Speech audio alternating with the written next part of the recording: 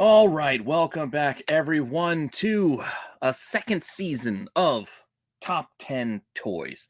It's been a while since I've done one of these, but I do like toys almost as much as I do like comics. Granted, I don't collect them as much as I collect comic books, but I do like looking and I do like checking this stuff out. And I do have a large helping of nostalgia that goes with a lot of these toys. I had a ton growing up. I was spoiled. I'm the first to admit it. I was a spoiled little kid, and I had a ton of toys, and I wish I had most of them still, but I don't any longer. Most of my favorites are long gone into the world to be enjoyed by somebody else, and there's nothing wrong with that either. But I do miss this stuff, and I do miss talking about toys. So I thought, you know what? 2023, I'm going to bring some stuff back. And one of the things I definitely wanted to bring back was a toy show. And I've thought about different ways to do it. And I thought, you know what? Top 10 toys is probably the easiest and best way to kind of put a framework around just coming up with a topic, going through the top 10 best-selling things at the time I'm doing this, check on the market, and just kind of, have some fun going through some of these nostalgia type toys. And some of these will be newer type releases too, because I do like the newer toys as well. We're going to take it as it comes. I'll take suggestions, toy lines, and things you guys want to see. Please offer them up in the comments. Hit me up with a direct message. Tell me some of the things you want to see as well. And like I said, I'll take it under advisement and add it to the list. I got a list of things to do. I might redo a couple of things that I did originally to, kind of refresh, re-update, bring it into the newer format, and let's see where this goes. Let's see where this takes us. I'm taking the week off from chasing ghosts to do the top 10 toys. Hopefully, you guys don't mind too much. Still got plenty more ghosts to cover, and we'll get back to that next week. I'm just got a limited amount of time, so I can't add new shows to the schedule without having to take some things out here and there. So, as I said, the schedule is going to be fluid as far as my personal schedule goes. The live shows will remain where they are. Wednesday's tax show, Saturday night special on Saturdays, Tales from the Dark Side on Sundays. But with regards to some of the other stuff, that at least the shows that I do on Monday, Tuesday, and Thursday, I might play around with the schedule a little bit. And keep looking out for those, shorts as well. Let me know what you think about those. Do you guys like more of the one comic thing? Do you guys like the cover runs? Feedback would be appreciated, so I know more of the things I should be focusing my energies on, rather than just keep stabbing at things in the dark. So, with that all said, hopefully you're still enjoying the channel. Keep telling your friends. Like, subscribe, hit the alert button so you don't miss anything. Take a look at the memberships and consider joining up. We're going to have some members-only stuff dropping pretty soon. I know Mark and I have been talking about doing an Ask Me Anything video for members for a little while now, so we probably will set that up in the next week or so. So more to come on that. But if we want to get back into the toys, just hang on for a few seconds after the new intro, and I will be right back with this week's selection of toys.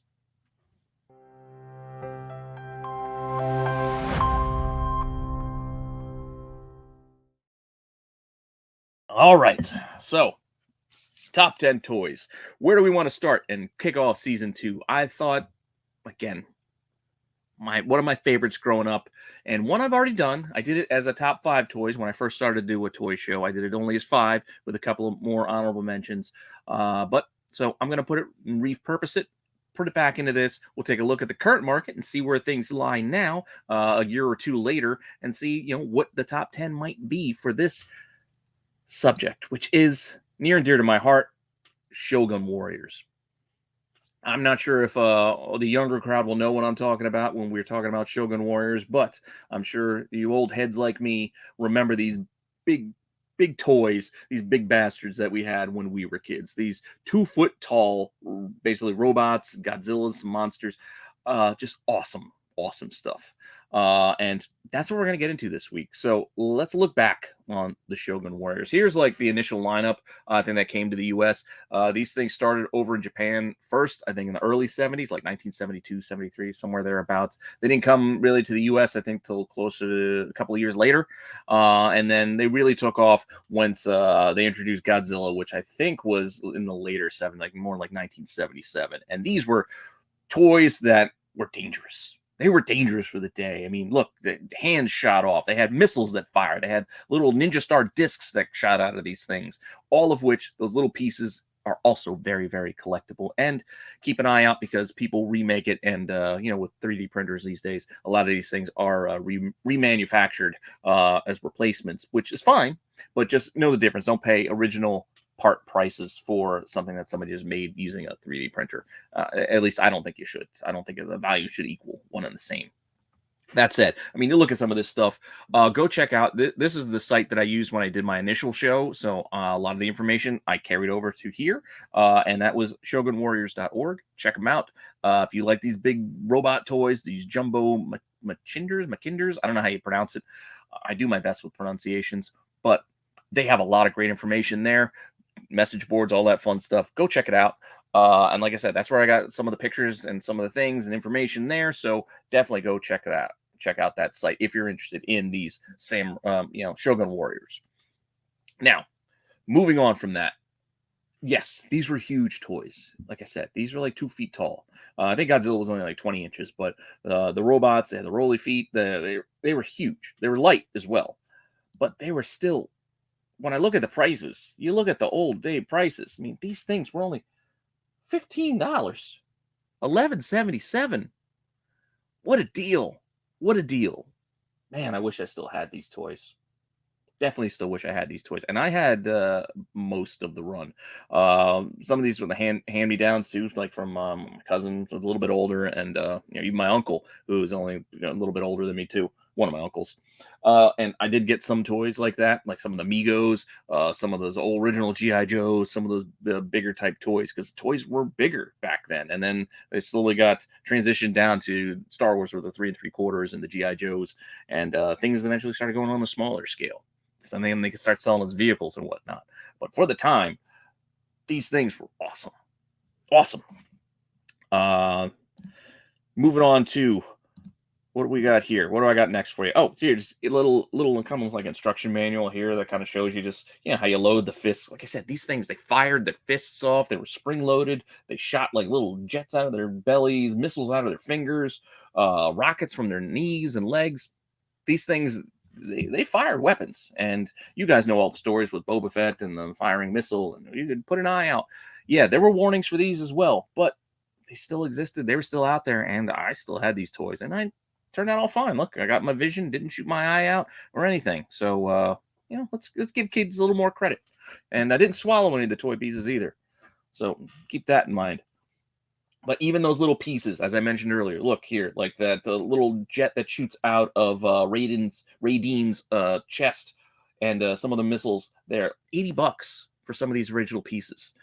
Just for random little lots. And then you see some of the stars that I mentioned, like I think a couple of them shot like these little discs, little ninja type stars out of them. And those things were kind of pointy. Like you could put an eye out. You could get hurt if it caught you wrong. Those things, look, $63 for 3 of them, like $21 each. These are original pieces, and these are things that people can repurpose and remake. And you'll see listings for manufactured ones that they make today. But the vintage 70s versions, it could still be things you could find. Like this is the kind of stuff you dig out at the flea market or at a yard sale, just in a bin at the bottom of the tub of toys where they got these action figures, the loose weapons and things like that. Some of this stuff is worth a few bucks, and they might give it to you for free. Let alone charge you a quarter, $1, something super duper cheap. You could just grab a handful, and they'll be like, "Oh, just give me $1," and you just grab a handful of these stars. Meanwhile, they're $20 each. This is the kind of stuff that, again, it's just information I think is helpful for everybody to know.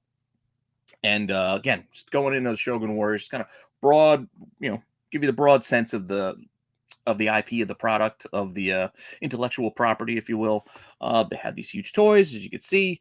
No cartoons or shows that went with it. Well, I shouldn't even say that, because there are some characters that had their own shows over in Japan when we get into like Kamen Rider and some of those. But by and large, there was no U.S. version Shogun Warriors show that you could watch Saturday mornings. But they did have a comic book, and there are some comics out there for you to go find as well. Here's just a few of the issues, so you can see them. I grab these occasionally out of those dollar bins when I find them, because I love the toy property, comic books to begin with, and like I said, this hits close to home for me, these toys. So I'm a big fan of Shogun Warriors. One of these days, we're also going to cover the other aspect of things, because yes, these had the huge 2-foot tall, big plastic toys, the huge ones. That's what we're going to be looking at today. But there were also the little die-cast metal versions as well. And these are also pretty pricey. And I had a few of these. I don't know how many of these I can't remember. Again, memory's kind of fuzzy. It's like 40 years ago. But some of these guys, I remember them distinctly when I'm looking at some of these pictures and toys, like, oh yeah, Goldrake. I didn't know if I knew their names at the time. I think I gave them my own names, but like some of these figures are things that you might, maybe you luck into it when you're out there again. You're out there hunting and shopping, you're like, what the heck is this little metal toy? Well, metal and plastic. They kind of were a combo of the two. But some of these, again, prices $50, $350 if you can find them in the package. A loose lot, about $155 for 4 of them. And again, we're talking about little, like, close to 3 3/4, 4-inch type sized little die cast figures, die cast and plastic. But again, things just to be knowledgeable of, just to know, so in case you stumble upon them out there when you're, again, it's not not everything's about a comic shop. Like some things you might find, again, flea market, yard sale, Goodwill, or even at comic shops. Some comic shops have some toys, and they just get some tubs, and some of these things are just kind of, I don't know what this is. It's, if you don't know what it is, it's kind of hard to look it up, right? Like you can't look it up if you don't know what it is to begin with. So if this comes in a collection to somebody and they don't know what a Shogun Warrior is, it's going to be a hard time for them to figure it out and connect the dots on that pricing too. So it's always good to know this stuff. Just have some sense. Now, with that, we're going to get to, first, we're going to get to a couple honorable mentions. These two just didn't quite make the cut based off of the pricing. I decided it's not like comics where we can kind of just broad strokes with the pricing. Like, and we can all kind of agree on grade or whatever, and we'll say, well, these are near mint, whatever. It's a little different with some of these toys in that a lot of these are going to be sold loose. Especially, I mean, finding these in the box now is one thing. That's near impossible. And then you even have the condition of the box when you have that too, with AFA grading and all that stuff. It's a whole separate conversation, separate thing. And this, you can't apples to apples price a lot of these things or compare them together. So we're just going to be kind of looking at general loose sales. And again, when I say general loose sales, I went through, checked all the sales, and by and large, these were complete or near complete loose sales. And then I did an average. And that's what we're going to be basing the ranking of our top 10 off of. I will give you some information on the average of some of the boxed figures as well. But I'm not including the broken or the partial ones, just because, again, we get really into the weeds and it's kind of tough to, again, compare, again, apples to apples. Like you can go find a Godzilla fist out there and it can be listed for $120. It's just the fist. It's not even the whole thing. And then you might be able to find another Godzilla that's listed for like $100 that's missing the fist and missing the tail and is broken here. Like it's again, not easy to apples this. So just giving you broad strokes of how I came up with these numbers and these rankings. So with that said, doing those rankings and just looking at the pretty much loose, mostly complete. When I say complete, not all the accessories might be there, but the whole figure is there, like the whole toy. So no hands missing or heads missing and not snapped in half or anything like that. So these are the two that didn't quite make the cut. We're starting off first with this guy. Our first honorable mention, Dragoon. Again, I'm going to probably butcher these names because, again, I didn't use the names when I was a kid. When these things came out in the early 70s, I wasn't even born yet, and I got these secondhand. And even the ones that did come out after I was born, I would have been a toddler. Like I have pictures of me playing with my Godzilla when I was like 2 years old. It's because, again, yeah, I had a fist-firing Godzilla, and I was a toddler. I've got the pic. I'll show it. I'll show you another time. But that said, these things are. I have no idea if I'm pronouncing the names right. So I'm going to just go with what I think phonetically. Looking at this, Dragoon. What do we got with Dragoon here? You know what? This is getting in the way. I'm going to get rid of the top 10 toys logo. We don't need that. So average sale prices. We're looking at loose $170. And that's an average price on 24 sales. Yes, 24 sales over the last 3 months. Again, just going through eBay, checked out the pricing of things that sold, checked the offers, all those things. And again, I got the best offer price. Like the actual accepted prices is what I used. I actually did the extra level of research and didn't just say, oh, it's a best offer on $200. I wonder, oh, it's sold for $150. I know I have ways to find that information, so I found that information. Use that for my average sale prices here, and that's why I ended up honorable mention because 170 didn't quite make the cut. Secondary information for you if you're curious what a boxed and what the box would look like for a figure like this. Yeah, they're just big cardboard boxes for the most part that had like a little slip cover, almost like a model kit box. Is how these things came. And they were huge, and they're only $15. or 12 bucks. You saw some of those sales prices. 12 bucks to start now, complete in the box, $438. I should, again, box conditions could be could be different. So there might be some very high sales from really nice looking ones, and then some lower sales from more banged up ones. But these are an average price on 5 sales, where this had the box included. 5 sales with the box, $438. And then there's also listings just for the box. Like, you can sell just the box on some of these toys and get a decent amount of money for those as well. So parts, boxes, pieces, broken ones, all of these things, there is a market for a lot of this stuff. So keep that in mind as well. All right, moving on. What do we got next? Our next honorable mention and our last honorable mention is this guy. Another one I remember I had. I had Dragoon, the big red with the spikes. I had the little metal version of him too. I also had the metal version of this guy, Gaiking, also called like gold something. Gold. I can't. Some of these. This is the other thing. Some of these figures have multiple names because with the translation, because they came over from Japan. Some of them they kept the names the same, and then they rebranded them later. They just switched them around a little bit. In a secondary release, they changed the name to something else. It could be a little confusing, and that's why research will help. I'm just going with the most commonly used version names for some of these. So Gaiking is this guy with the yellow horns. By and large, that's how he is listed, but I think he has another name as well. But this guy, loose, is a little bit higher, came closer, $234 on 15 sales. So that's the average price on 15 sales for a loose Gaiking. Again, pretty cool. He had little missiles that you could store up on his shoulders, his fist shot out. A lot of cool stuff here. And if you want to see what he looks like in the box and how much he sells for in the box, here's a picture of him in the box. There's Gaiking again. You can see those rockets on his shoulders. This is a nice clean picture too.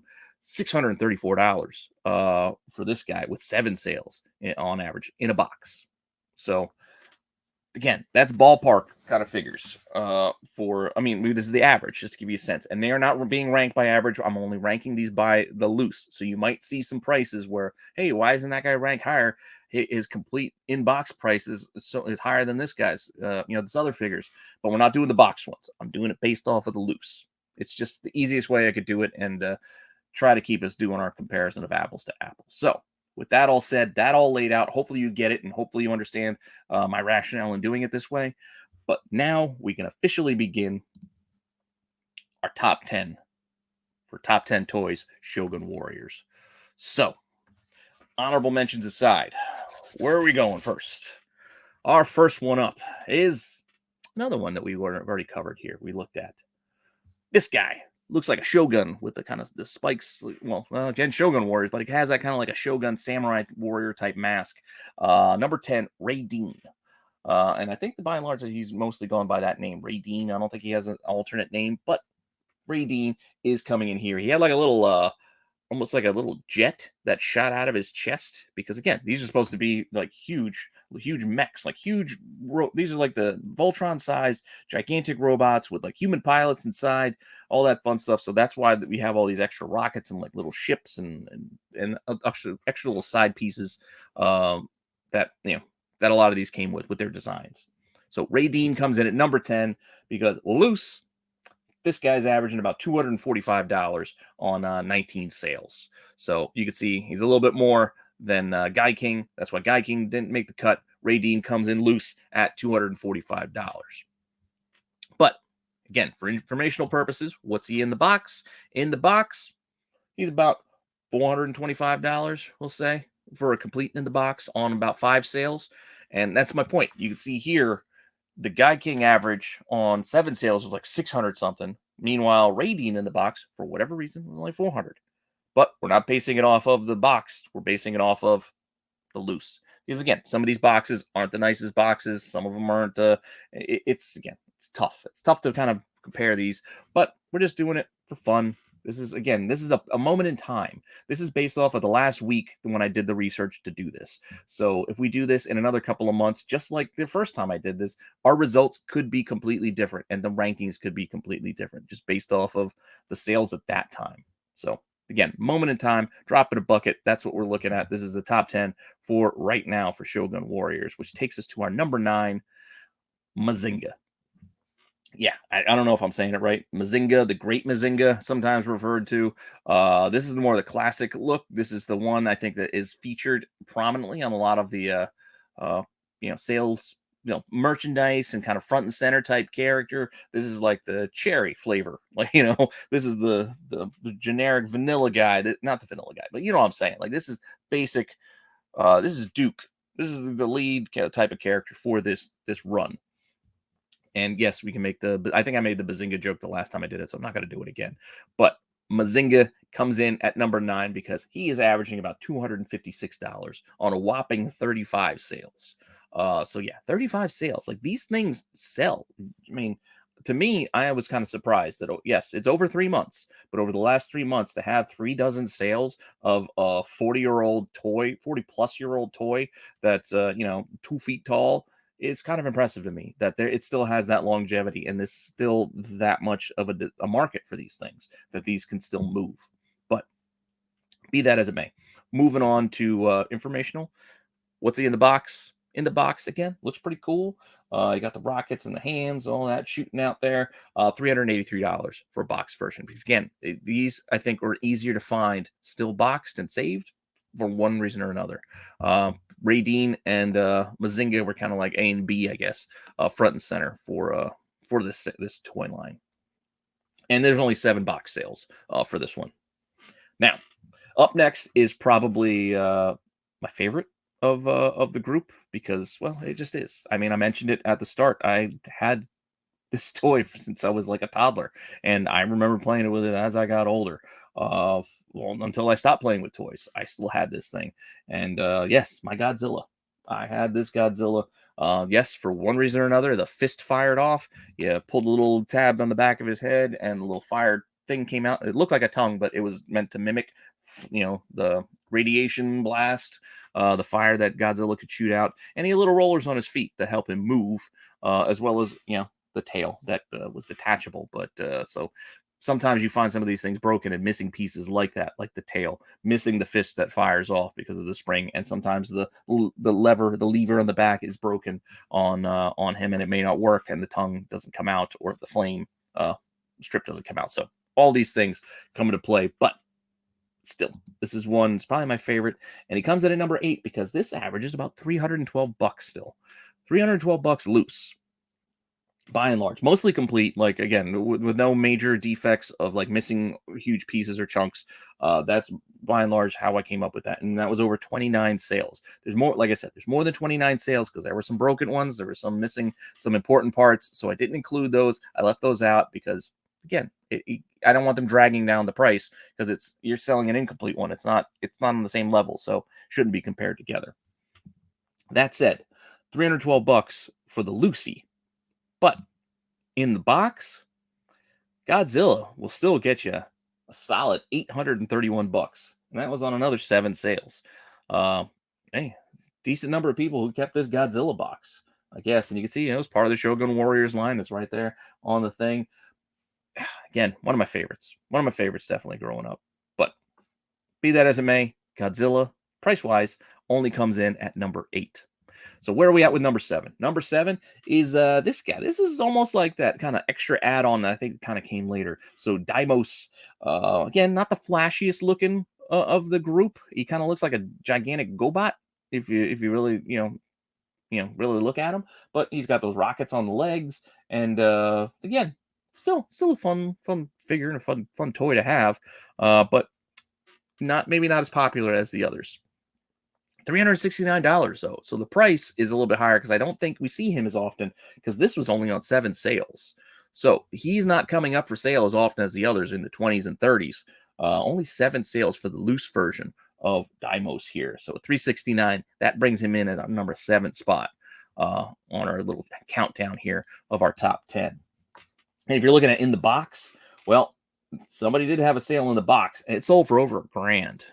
So over $1,000 on average of 4 sales. 4 sales. And they averaged $1,000 on Dimos in the box. Again, you can see it here.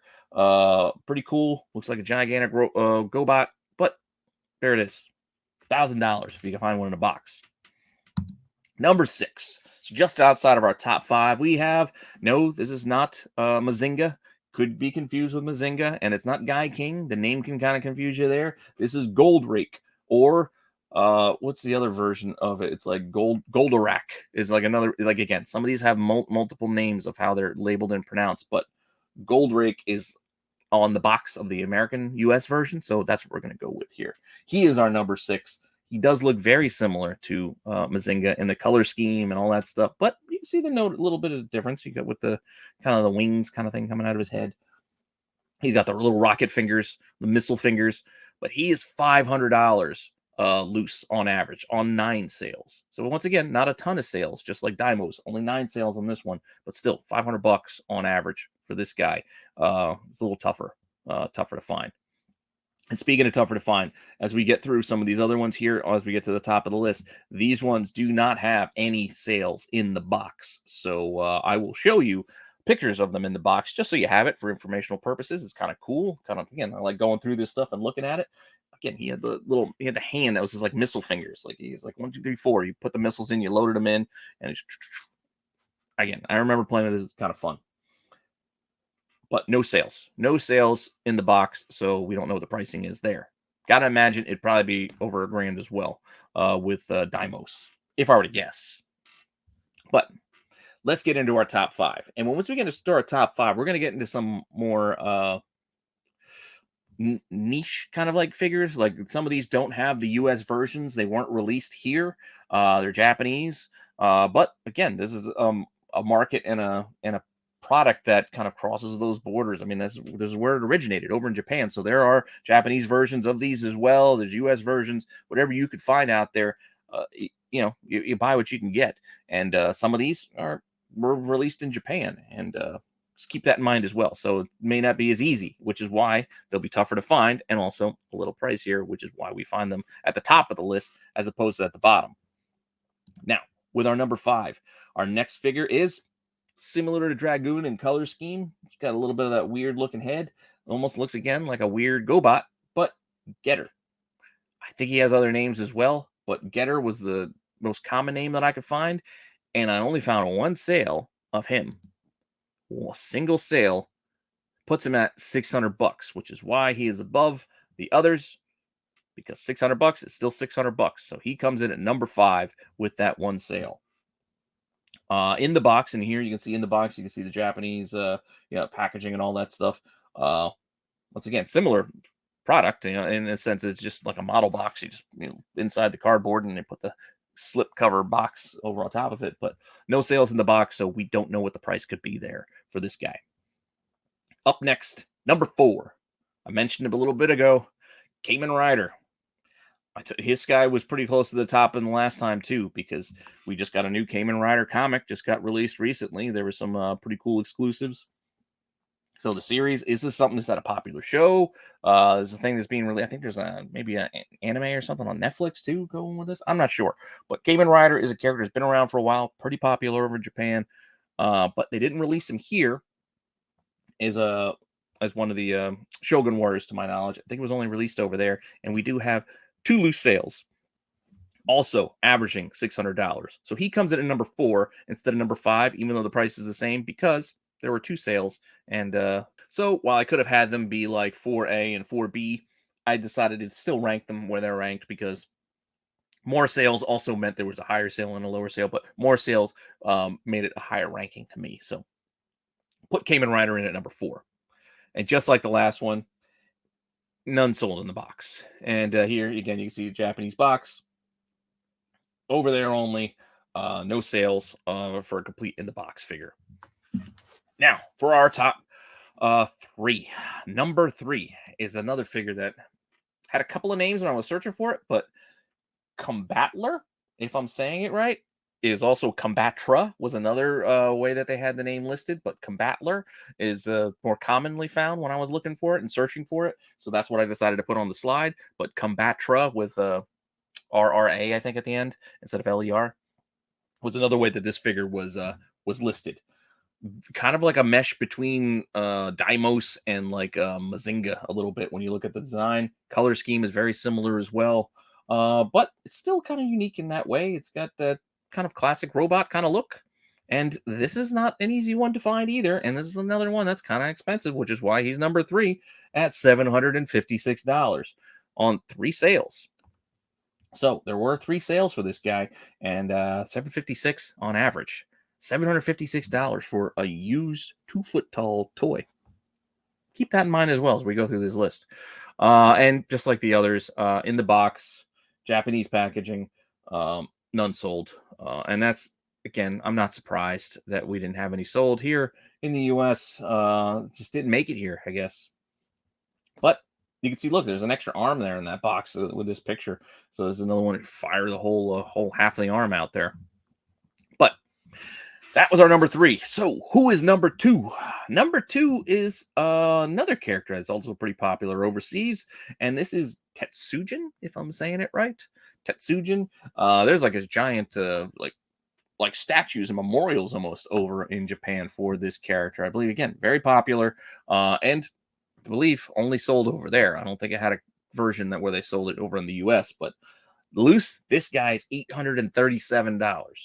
Only 2 sales. So also doesn't come up a lot. Doesn't come up a lot. Also pretty unique look with the blue. Tetsujin. It's another one to keep an eye out for. In the box, again, you can see Japanese packaging. None sold over here. You can see he had a lot of accessories. He kind of mixed and matched a lot of things. Like he had those missile fingers too that you can add in there.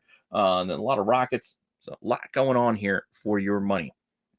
But still, a lot of money for this figure. But the blue is pretty cool. Yeah, I almost get like a Iron Giant kind of Astro. I don't know. It's a pretty cool robot, if you ask me. But he is still our only number 2. And then we have our number 1. Our number 1, which is surprisingly the same as the number 1 from last time out. And that is the classic Godzilla creature Rodan. This thing was awesome. I had this as a kid. I played with this all the time. This thing, I can't tell you how many G.I. Joes this guy ate. The feet grabbed like figures. No, wait, the feet, yeah, I'm pretty sure the feet grabbed figures. The beak like clawed in on things. The wings flapped with this whole rubber band system that they had. This was an amazing toy. This was an amazing toy for the time. One of my favorites. But let's see what it sells for. $869 on only 2 sales. So it doesn't come up a lot. Complete. There are a lot of listings for things because wings are broken. The back piece comes off. The feet, the leg, like there are a lot of broken ones listed. But again, I didn't want to add those. Just complete figures. $869. I only found the 2 sales, which is why he's still coming in at number 1. And if you're interested, one did sell. In the box, yeah, $2,300, almost $2,400.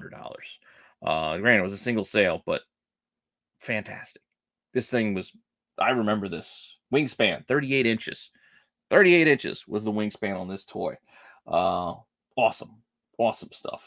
It does not fly. They had to tell you it doesn't fly, but you could make it flap and fly.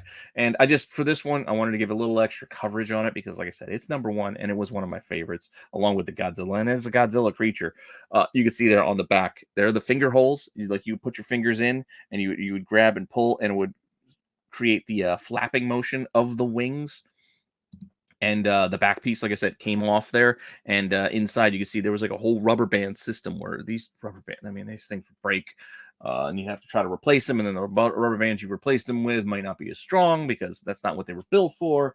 It was a whole headache. And it wasn't easy either. Like you had to like loop these things through these little clips and things and whatnot. And then those would eventually break. And then it didn't matter. Like it didn't work anymore. That system didn't work anymore because the plastic clip didn't hold the rubber band anymore. You could try to glue it, but it just never worked. It was never the same. Never the same afterwards. But you can see it had a ball joint for the neck too, so it could go and look and turn and twist any which way you wanted. This was a fantastic design still. I get it. It didn't have the longevity because of some of the, like I said, the pieces would break, rubber bands and things would break. But still, for the time, I think it was ingenious. And it still lasted a good long while. And I still played with this for a good long while as well. So definitely right up there, and I'm glad that it's still up there on the top. Granted, I wish it was cheaper so I could buy one for myself because I wouldn't mind getting one of these things back. And I'm thinking about that. I was talking to my wife about it. I was like, you know what? I don't know, maybe not this year, maybe next year. Instead of doing my wish list of comics that I'm going to be hunting for, and I'd be willing to pay up for them, I might do that with a couple of toys because I think I want a Godzilla back. I don't know where I'm going to put them, but I think I want a Godzilla back in my house. But we'll see. That all said, hopefully you enjoyed that. Thanks for stopping by and checking this out. Hopefully you're on board to see more of me talking about these toys, because again, I'm a fan of toys. I'm a fan of collecting. We still have plenty of toy lines I could cover, from the oddball things. We can do Rock Lords, we can do Mad Balls, we can go back through with the Supernaturals. I know I've covered like Thundercats before. Like some of these I might redo because in a newer format, maybe yeah, you guys will find it more interesting than you did maybe the first time out. That's still one of the channel's most viewed videos, is the Cobra Kai, the Karate Kid toys that I covered on Top 10 Toys. That's one of the popularly watched videos, along with like the Superpowers and the Secret Wars. Again, maybe we'll dip back into them. It's also a market update too. Like we look at them like a year later, the top 10 could be different. That said, I don't know how often I'm going to do this series. I'm going to do them as they come. You guys let me know how often you want to see it, because like I said, I only got a limited amount of time. I can only do so many shows, so I want to try to do a little bit of everything, but schedules only permit me to do so much. And like I said, this ain't my job. This is just my hobby. This is what I love to do. I love to talk about this stuff. So I'll do it with as much free time as I can spare. But I do got a day job, and I do got a family I got to take care of and support and spend time with. So with that all said, hopefully you guys are still enjoying the channel. Let me know what you think in the comments section. Keep telling your friends so we can keep growing this. And again, your feedback is appreciated. Your suggestions are noted, and I will use them. You guys will see. Watch any of my shows. I'll give you credit. Give me some ideas for new segments. I will do them. If it's stuff you want to see, I'll see if I can do it. As long as it makes sense to me, and as long as I know enough about it. Like, I'm not going to cover stamps or something like that if you guys ask for stamps, because I know nothing about it. But as you know me, I am free to I will freely admit when I don't know something, and I'll freely admit when I'm out of my depth. So I'm not going to try to BS you. I'm just going to tell you what I know, and from my perspective, what I think on things. And with that all said, thanks again for checking this out, and I will see you guys soon with some more content. All right.